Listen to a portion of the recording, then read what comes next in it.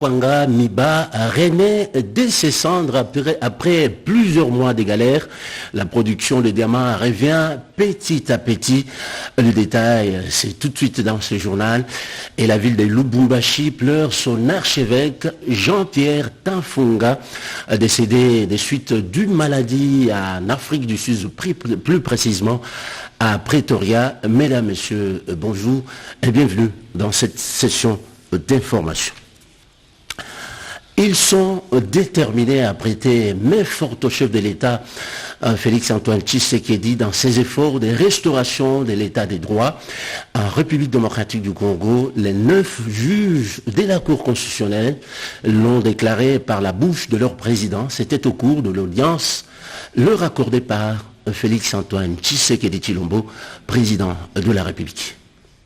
Les 9 juges de la Cour constitutionnelle ont été reçus ce mardi 6 avril 2021 par le président de la République, Félix-Antoine Tshisekedi Tshilombo, dans son cabinet de travail à la Cité de l'Union africaine.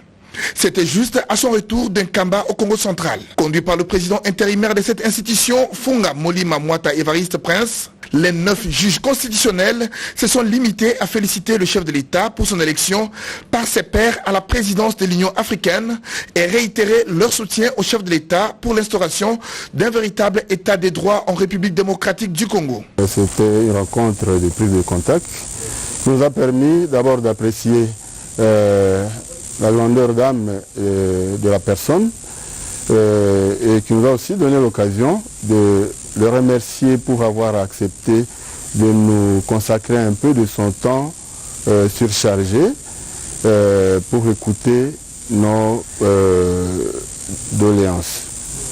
Mais c'était une opportunité pour nous de lui présenter également nos félicitations à la suite de sa double élection, d'abord par le peuple congolais tout entier, en tant que président de la République démocratique du Congo, chef de notre État, mais également par ses pairs africains en tant que président en exercice de l'Union africaine. Donc, puisque nous n'avions pas eu l'occasion était donc donnée aux membres de la Cour constitutionnelle qui sont au complet ici, de présenter félicitations au chef de l'État. Mais au-delà de ça, nous sommes surtout venus lui exprimer notre soutien dans le cadre de la lutte permanente qui ne cesse d'engager pour l'instauration d'un véritable état de droit dans notre pays. Et en ce sens, nous l'avons garanti, nous l'avons assuré de notre accompagnement en tant que Cour constitutionnelle, la plus haute juridiction constitutionnelle, sinon l'unique juridiction constitutionnelle de notre pays, qui est appelé à intervenir dans de grandes questions qui engagent la nation. Il s'agit là de la première rencontre formelle entre le chef de l'État et ses nouveaux juges, dont 3 nommés par lui-même en juillet 2020. Revenons sur la célébration des 100 ans d'existence de l'église kimbanguiste intervenue avant-hier 6 avril 2021 à Kamba dans le Congo central. Une célébration marquée par la présence du président de la République, Félix-Antoine Tshisekedi Tshilombo, les films avec Blandine Zovo. Tout a débuté à l'aérodrome de Kamba où le jet transportant le chef de l'État Félix-Antoine Tshisekedi Tshilombo a atterri vers 12h30. À son arrivée, le président de la République a été accueilli par un comité restreint avec en sa tête le gouverneur de la province du Congo central. Le cortège présidentiel a ensuite pris la direction du temple qui était déjà rempli des fidèles et invités venus de partout pour célébrer le 100 années d'existence de l'église de Jésus-Christ sur terre par son envoyé spécial Simon Kimbangu.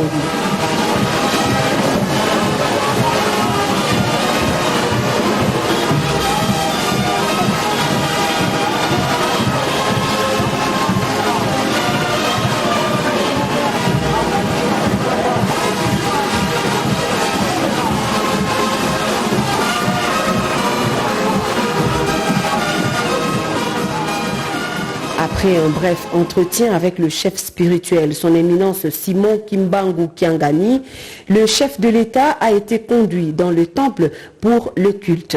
C'est sous le son de la fanfare mêlée au chant en l'honneur de leur hôte de marque que les fidèles kimbanguistes ont accueilli le chef de l'État dans ce temple mythique qui n'a laissé aucune chaise vide parmi les 37 000 places assises dans sa capacité d'accueil.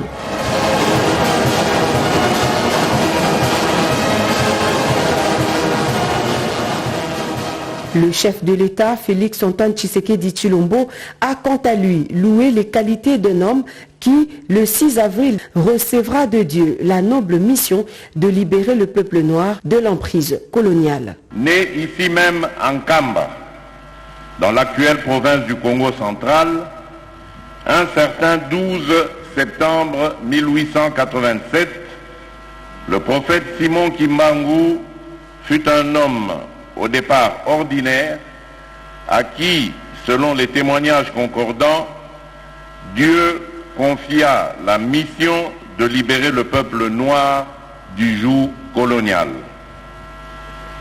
Catéchiste doué de dons de la guérison et éphémère employé des huileries du Congo belge à Kinshasa, ex-Léopoldville, Papa Simon Kimbangu s'est particulièrement distingué par un enseignement du christianisme s'imprégnant de la nature intrinsèque de l'environnement l'entourant, mais également par la commission d'action défiant toute rationalité, notamment les actes de guérison et de résurrection réalisés respectivement sur les dames Kiantondo et Dianayaku à Ngombelutete au commencement de son ministère au mois d'avril 1921. Pour le chef de l'État, la commémoration du centenaire de l'église kimbanguiste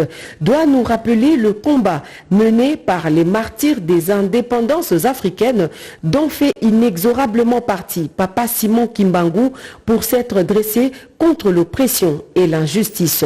Félix Antoine Tshisekedi Tshilombo a également honoré la mémoire d'un compatriote parti du village d'Nkamba, doté d'un courage et d'une endurance exceptionnelle et dont la popularité antérieurement locale s'est muée en un rayonnement mondial. Voilà qui vaut cette grande annonce qui a suscité de l'émoi chez les fidèles. Le garant des institutions de la République a chargé les présidents des deux chambres du Parlement présents à cette célébration d'inscrire pour le compte de la session en cours une loi qui fera du 6 avril de chaque année une journée chômée et payée sur toute l'étendue de la République démocratique du Congo.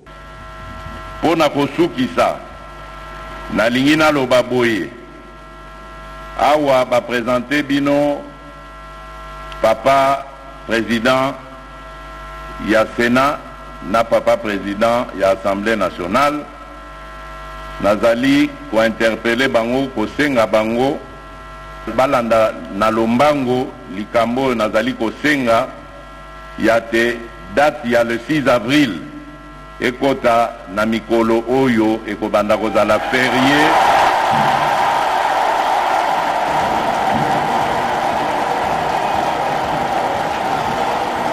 Le chef spirituel, son éminence Simon Kimbangu Kiangani, a remercié le président de la République pour avoir tenu promesse. Il a ensuite prié l'assistance composée de plus de 90% des fidèles kimbanguistes au respect de l'autorité établie en promettant que l'église kimbanguiste restera toujours partenaire privilégié de la nation congolaise.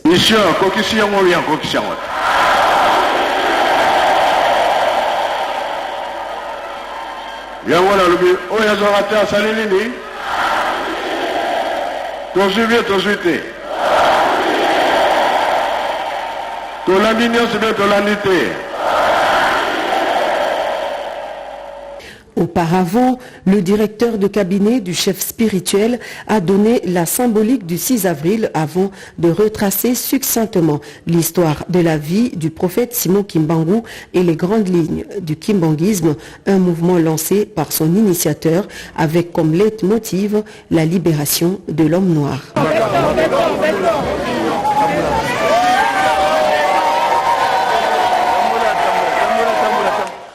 Après propos justement de cette célébration des 100 ans d'existence de l'église kimbanguiste, le chef de l'État, Félix-Antoine Tshisekedi Tshilombo, a eu l'honneur d'inaugurer le premier musée de cette église, musée qui retrace toute son histoire. Regardez.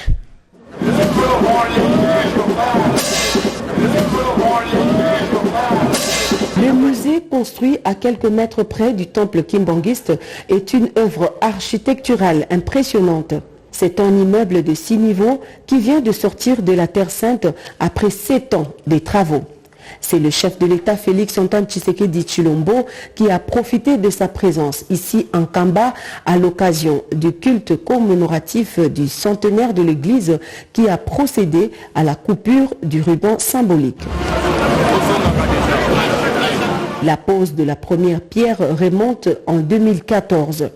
C'est au niveau du sous-sol logé les archives du musée qui portent le nom du fondateur de l'Église universelle, Papa Simon Kimbangu. C'est au 2e et 3e niveau, qualifiés en langage technique de R1 et de la mezzanine, qui abriteront les expositions permanentes du musée. Le rez-de-chaussée, qui est en fait le premier niveau du musée, sera réservé à l'administration et à une salle d'exposition temporaire. La bibliothèque, la salle d'exposition des livres des différentes religions du monde, occupe le 5e niveau. On y trouve également le bureau des chercheurs et la salle polyvalente. Le musée Papa Simon Kimbangu de Nkamba prévoit également une salle de réunion, un salon VIP du chef spirituel, un salon panoramique, une vidéothèque et un filmothèque, le tout placé au tout dernier étage. Motif de satisfaction pour le chef de l'État Félix-Antoine Tshisekedi Tshilombo qui estime que le musée mis à la disposition des chercheurs et des étudiants du monde dispose des ouvrages qui sont en réalité des dons fait à la postérité. Revenons à Kinshasa, précisément à l'Assemblée nationale, où les députés nationaux ont voté à l'unanimité la loi portant protection et promotion des peuples autochtones. Juste après les votes de cette loi, le président de la Chambre basse du Parlement, Mbosso Nkodia Mpwanga, appelait les élus à faire bloc pour lutter contre l'insécurité dans certaines contrées à l'est de la République démocratique du Congo. Sylvie Mombo pour le compte rendu. Est inscrit à l'ordre du jour de cette plénière présidée par le speaker de la Chambre basse du Parlement, Christophe Mbosoko Diapwanga. Il s'agissait de l'adoption de l'ordre du jour de la communication du bureau qui a exhorté les députés nationaux à se ranger davantage derrière le chef de l'État Félix-Antoine Tshisekedi Tshilombo dans les combats pour l'éradication de l'insécurité dans l'est du pays. Nous avons offert l'hospitalité. En retour, ce sont des massacres que nous subissons. Simplement pour avoir été juste, honnête. Et ils le font au mépris de tous les accords internationaux. Alors que les réfugiés ne peuvent pas prendre des armes quand ils sont dans un pays. Ils sont venus comme réfugiés. Aujourd'hui, ils sont installés, ils ont construit des bases militaires. Ils exploitent nos richesses. Chers collègues, soyons tous unis. Là, nous touchons une question de vie ou de mort pour certains lobbies, des lobbies nationaux et internationaux. Mais la vie de nos peuples, la vie de nos frères et de nos sœurs est notre raison d'être dans cette Assemblée nationale. Nous devons nous engager avec détermination pour que la paix soit rétablie à l'est du pays. L'examen et l'adoption du rapport de la commission mixte PAJ socio-culturelle sur la proposition de loi relative à la protection des peuples autochtones pygmées sur la conduite du premier vice-président de l'Assemblée nationale, Jean-Marc Kabound, ont livré leur verdict. À l'issue de l'appel nominal, la proposition obtient la faveur de la plénière. Sur 390 députés qui ont pris part au vote, 389 députés ont voté oui, un seul a voté non, aucun vote Abstention. En conséquence, l'Assemblée nationale adopte la proposition de loi portant protection et promotion des droits des peuples autochtones pygmées. Elle sera transmise au Sénat pour examen en seconde lecture. Les honorables députés sont conscients des problèmes que nous avons soulevés par rapport à cette catégorie des Congolais, qui sont les autochtones pygmées, et se sont dit à l'unanimité que trop c'est trop, cette histoire n'a fait que trop durer, et donc nous devons mettre fin à cette injustice, nous devons mettre fin à cette discrimination non justifiée. Les termes de référence de la commission spéciale et temporaire sur la situation d'insécurité dans l'Est du pays ont été analysés par l'Assemblée plénière. Ils seront enrichis par les députés nationaux avant leur adoption en plénière. Je l'ai annoncé en début de ce journal, la minière de Bakwanga Miba, après plusieurs années de difficultés, enfin, elle sort la tête de l'eau. La production du diamant revient au rendez-vous en Bujima dans le Kasaï oriental. Et cela grâce aux efforts fournis par le chef de l'État, efforts qui ont permis à la Miba, bien sûr, d'accéder au financement, nous dit Robert Daye. Avec la reprise de la production, fruit de la dotation financière du gouvernement de la République, avec la mise à disposition d'un montant de 5 millions de dollars américains pour la relance de la société minière de Bakwanga, la production a atteint 1500 carats de diamants par jour. Un coup d'accélérateur qui aura un impact sur l'économie de la province du Kasaï oriental. Ce géant de l'industrie diamantifère qui se relève aujourd'hui grâce à l'implication du président de la République, Félix-Antoine Tshisekedi Tshilombo, dispose de 14 massifs miniers dont les plus importants abritent un gisement d'une valeur de plus ou moins 45 millions de carats de diamants. La Miba a été longtemps sans engin de production. Nous avons les chargeuses, vous voyez, il y a des pelles, il y a même un dosaire. Et ça fait très longtemps, il y a plus de 10 ans, qu'on n'a pas miné à la Miba. Mais vous voyez qu'il y a quand même des travaux qui sont en chantier. Le Kasaï oriental dépend majoritairement de la production de la Miba et l'économie de la ville d'Mbujimai subissait de plein fouet les contre-coups de l'inactivité de la société minière de Bakwanga. Et heureusement que le président de la République, Félix-Antoine Tshisekedi Tshilombo, y pense chaque jour pour que cette entreprise, jadis fleuron de l'économie kassaïenne, puisse retrouver sa place dans le temps. C'est une société qui reprend vie. Nous avons besoin d'investir davantage dans l'outil de production. La relance est là. Le personnel doit pouvoir manger pour mieux travailler. Grâce au management payant, la Miba a renoué avec la paye au barème normal, fruit de sa production du diamant. À ce jour, 30 000 carats sont en réserve. Pendant ce temps, 231 retraités Miba ont reçu leur brevet de prestations sociales, une première depuis plus de 20 ans. Occasion donnée au directeur général de la Miba, Paulin Lukusa, de rendre un hommage mérité au président de la République, Félix Tshisekedi. Grâce à lui, la Miba renoue avec de bonnes habitudes. Une reconnaissance pour ces retraités qui ont consacré toute leur vie à produire le diamant à la société minière de Bakwanga. La paix sociale est un gage pour une bonne production. À la Société nationale d'électricité SNEL, l'heure est à la remise en état des lignes haute tension sabotées par des inciviques, une réhabilitation qui coûte très très cher à l'entreprise. Nous sommes là à Lubumbashi dans le Katanga. De précision avec Cédric Kenina. Tout va rentrer dans l'ordre d'ici peu. Des travaux de grande envergure qui consistent au remontage des pylônes écroulés après le vol perpétré dans la nuit du 30 mars par des inciviques sur la ligne haute tension 50 kV ont été déjà lancés. Il s'agit du répartiteur Sud Inulu, route de contournement des véhicules poids lourds en plein centre de la ville de Lubumbashi, dans le Haut-Katanga. En ce qui concerne la nature de ces travaux, juste après l'excavation pour enfouissement de base de nouveaux pylônes venus de l'ICASI, les techniciens de la SNEL SA vont procéder au remplacement des conducteurs électriques en cuivre soustraits par ces inciviques par ceux en aluminium. De 40 à 18 jours, ces travaux connaissent une accélération compte tenu de l'urgence et en fonction des moyens déployés par le directeur général de la SNEL SA, Jean-Bosco Kayombo. Et nous avons même l'appui de l'équipe de la division poste et ligne de l'ICASI. Ça nous donne un dynamisme de travail. Pour sauver ce qui peut l'être, les installations de la régie des eaux, de la prison et du site universitaire plongés dans le noir, ces sites sont provisoirement alimentés en bouclage. Nous nous sommes servis de certains fidèles qui alimentaient d'autres clients et que nous avons mis en surcharge, ne fût-ce que pour permettre l'alimentation de 3 sites pour des raisons stratégiques et des raisons de santé, sécurité sanitaire que nous avons alimentés. Pour éviter ces vols à répétition, la sécurisation maximale des installations de la SNEL SA serait le seul moyen.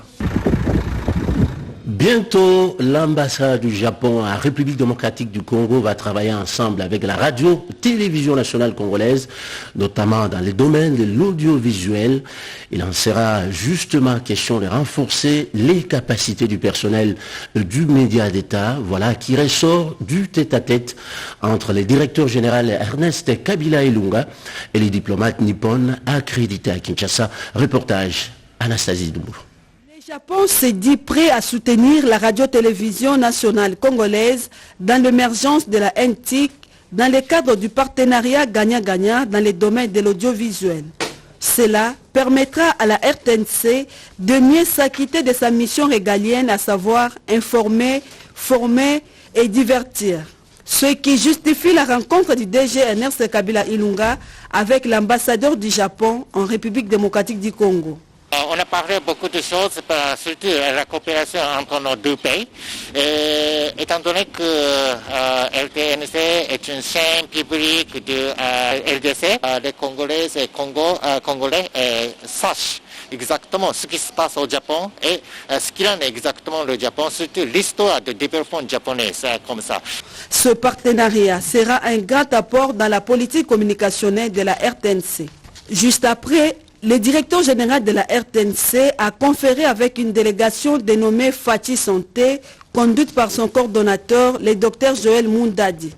Cette délégation est allée solliciter auprès du numéro 1 de la RTNC l'accompagnement de la chaîne nationale pour la visibilité des actions du chef de l'État et la signature du partenariat avec la RTNC. Nous voulons que cette chaîne mère puisse nous accompagner partout où nous irons afin de promouvoir nos activités, nos actions et aussi de passer le message à la population que la santé est primordiale et Fati Santé est là pour aider toute la population et je pense que avec la RTNC, cela se fera dans... Le directeur général de la RTNC a promis à ses hôtes son soutien pour la vulgarisation et la diffusion de leurs activités.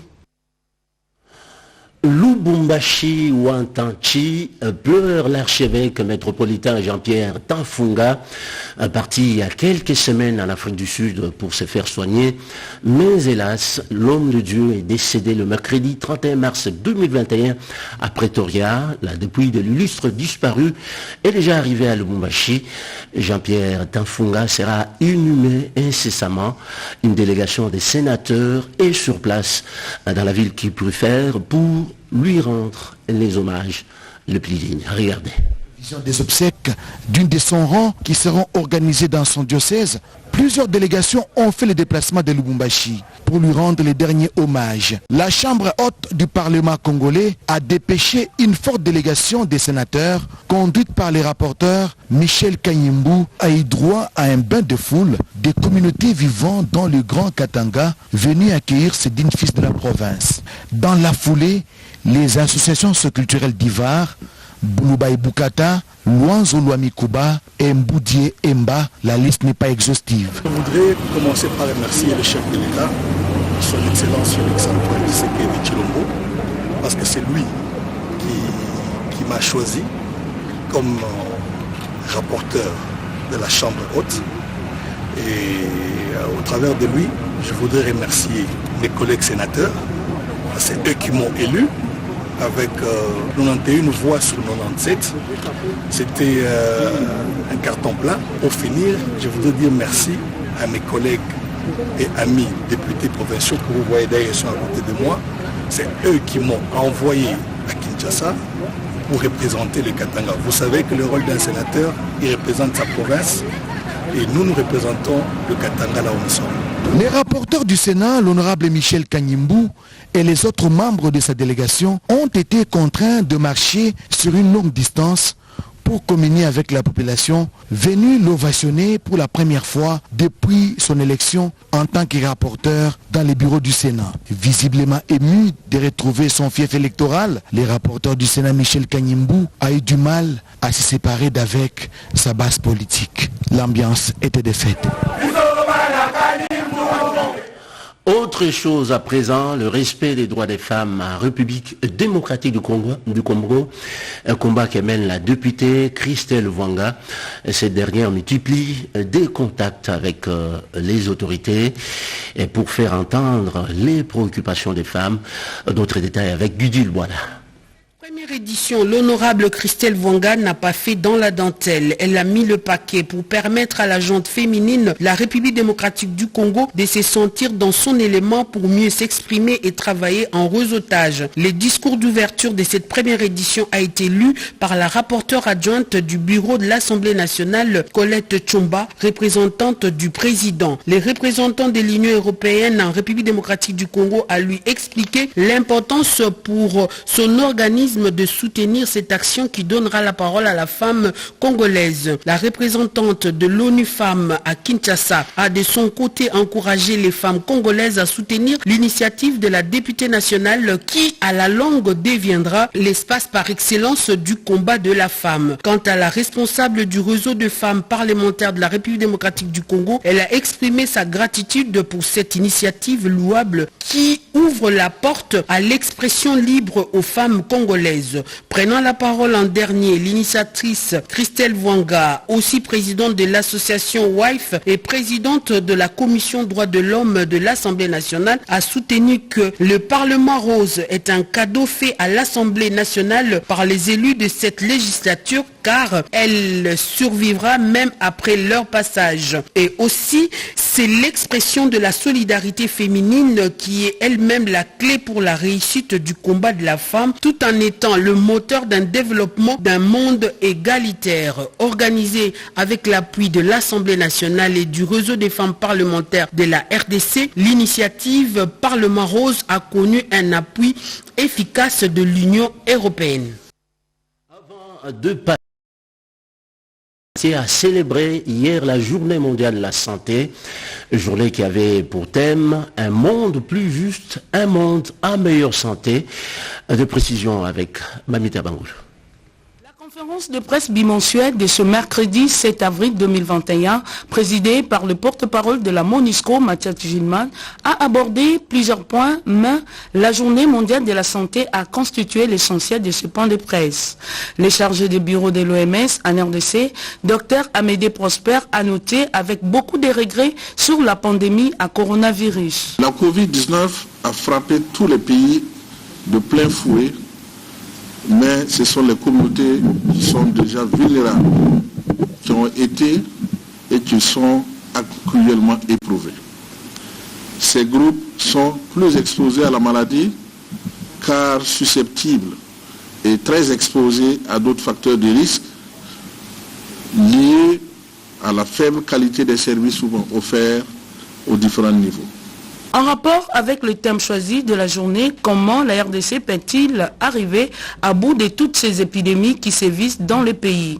Dans les prochaines semaines, le pays s'apprête à vacciner de façon préventive contre la fièvre jaune et nous nous attelons de concert avec l'ensemble des autres partenaires à soutenir les efforts du gouvernement pour éviter que nous ayons une réédition, une résurgence de cette fièvre jaune qui a été meurtrière en 2016. Pour paraphraser les chargés de bureau de l'OMS, il est vital que les gouvernements investissent dans le renforcement de leurs services de santé et qu'ils éliminent les obstacles qui empêchent tant de gens de les utiliser afin qu'un plus grand nombre de personnes aient la chance de vivre une vie à bonne santé. Comme chaque jeudi matin, place à la revue de presse, je reçois Ndolo de Mazou. Bonjour. Bonjour Odilon, bonjour à tous. Toujours fidèle au poste. Bien sûr Odilon. Et Ndolo de Mazou, souhait de Félix Antoine Tshisekedi Tshilombo de faire du 6 avril la journée fériée chômée et payée fait partie des titres des journaux que vous avez sélectionnés ce matin.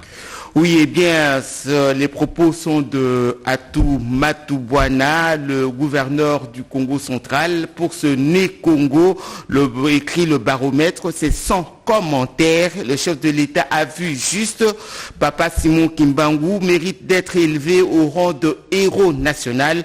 C'est un grand homme pour le Congo et l'Afrique, tout comme pour le monde.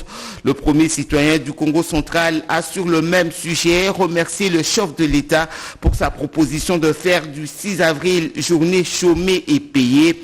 Pour Atou Matubwana, l'initiative est tout simplement louable au regard de la personnalité de celui que tous appellent Fumu Kimbangu.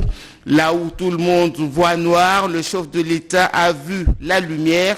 Nous ne pouvons pas nous voiler la face. Le prophète Simon Kimbangu est la voie lactée.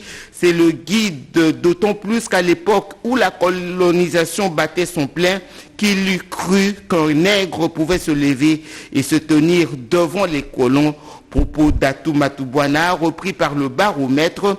Le chef de l'exécutif du Congo central estime que Simon Kimbangu est une fierté pour le peuple Congo qui a donné à l'Afrique un prophète. Somme toute, conclut le journal, Atou Matubwana est de ceux qui pensent que mettre en application ces deux suggestions fera une très belle correction de l'histoire dans la mesure où il permet également la reconnaissance de l'impersonnalité de Papa Simon Kimbangu. Atteinte grave aux droits de l'homme, des femmes dénudées à la prison centrale de Makala révèle l'avenir de l'Odemazo.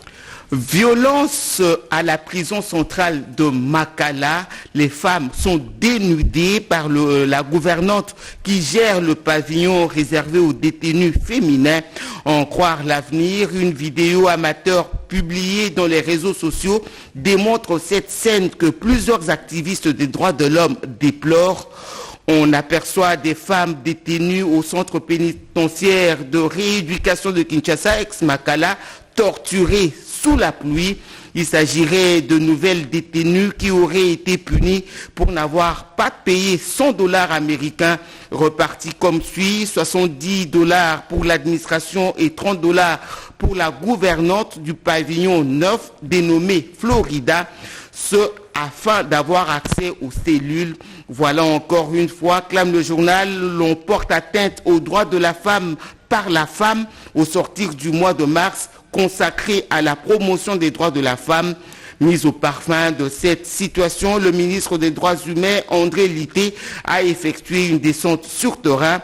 Sur place, le ministre a promis l'ouverture d'une enquête pour établir les responsabilités. André Litté a annoncé la mise en place d'une commission pour enquêter sur les allégations de torture des prisonnières à Makala. Après 2 convocations à vide, John Numbi, mandat d'amener à l'air, constate la République. Selon la République, le général John Numbi n'a pas daigné répondre à l'invitation lui adressée par la Haute Cour militaire pour se présenter le 1er avril courant. C'est la 2e convocation après celle qu'il attendait le 17 mars dernier. Selon Maître Richard Bondo du collectif d'avocats Chebeya Bazana, contacté par Forum des As, poursuit la République. Par cette 2e convocation, l'auditeur général vient d'épuiser les actes de procédure contre John Numbi dans l'affaire du double assassinat de Chebeya et Bazana. Il ne lui reste que l'émission de mandat d'amener contre le concerné. Aussi, l'avocat exhorte-t-il l'ancien inspecteur général de la police nationale au moment des faits d'affronter la justice pour présenter ses moyens de défense. Et avant de boucler cette revue de presse, Alain Guettet, l'inspecteur général des finances, dérange. Il faut les salir et les discréditer, annonce le satirique Grognon. Inspecteur général des finances, écrit Grognon, Jules Alingueté a la lourde et dangereuse tâche de traquer tous les criminels à col blanc qui ont curé les caisses de l'État pendant des décennies. Avec l'argent du contribuable, nombre d'entre eux ont réussi à se caser, qui à l'Assemblée nationale, qui au Sénat. Jouissant ainsi de l'immunité parlementaire, ils se croient à l'abri des poursuites judiciaires. Chose certaine, note le journal, entre Jules Alingueté et les fossoyeurs de l'économie congolaise, ça ne sera pas une partie de plaisir. Les criminels à col blanc ne désarment pas. Ils ont opté pour la stratégie d'intimidation et de culpabilisation de John Alingueté pour l'affaiblir et le discréditer. Ils l'ont impliqué dans la présumée affaire de détournement par la ministre de l'économie nationale Akasia Bandoubola de 12 millions de dollars américains de rétrocommission au terme d'un paiement par l'État d'une dette des pétroliers producteurs. Et ça sera tout dans le débat. Pour aujourd'hui, et le prochain rendez-vous, c'est bien sûr demain à 7h sur la même chaîne. Toujours fidèle au postin. Toujours fidèle.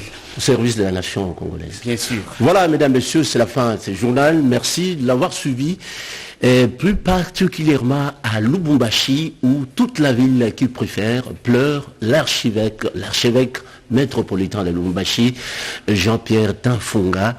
Mesdames et messieurs, encore une fois, merci de nous avoir suivis. Bonne suite de programme sur votre télévision, la télévision nationale congolaise.